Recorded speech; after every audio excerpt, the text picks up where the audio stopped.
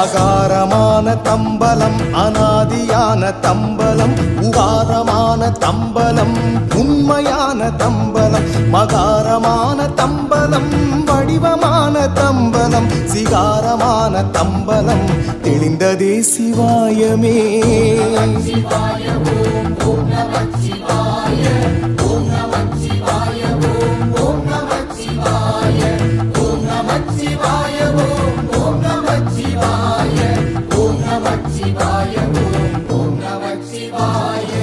உண்மையான மந்திரம் ஒளியிலே இருந்திடும் தன்மையான மந்திரம் சமைந்த ரூபமாகிய வெண்மையான மந்திரம் வினைந்து நீரதானதே உண்மையான மந்திரம் தோன்றுமே சிவாயமே.